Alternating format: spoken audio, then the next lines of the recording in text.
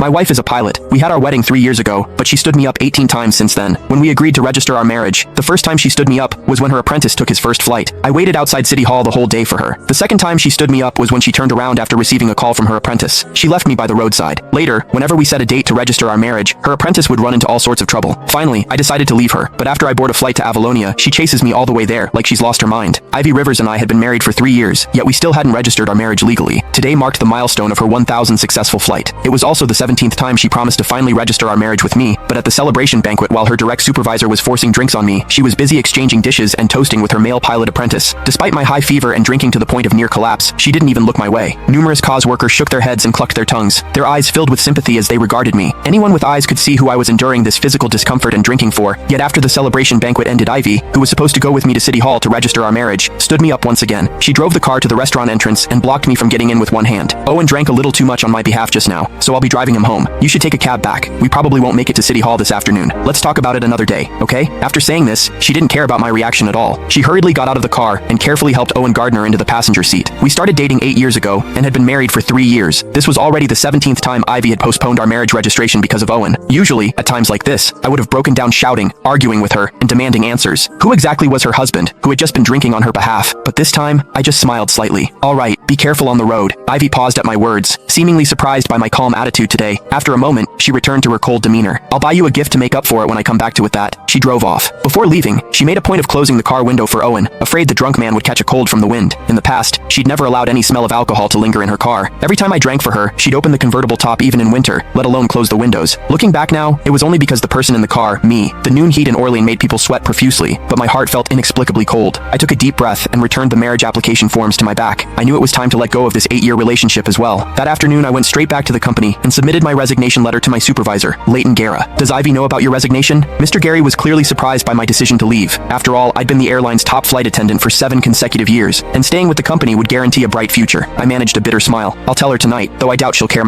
These past few years you two flew new routes to get together, and won company awards together. The CEO even attended your wedding personally 3 years ago. Everyone was so envious. But I suppose Mr. Guerra trailed off with a long sigh, his voice full of regret. Yes, those were indeed beautiful memories, but memories were just memories. We could never go back. After submitting my resignation, I returned home around 10 p.m. The house was eerily quiet and empty. On my phone, a social media post from Owen popped up because he'd specifically tagged me. The caption read, "Special, thanks to my beautiful mentor for staying by my side all afternoon as a thank you. I'm taking her to Marcus Vay's concert tomorrow. Looking forward to it." I knew then that Ivy, who'd said she'd come home at noon, wouldn't be returning. This had happened too many times in our 3 years of marriage after making myself a simple bowl of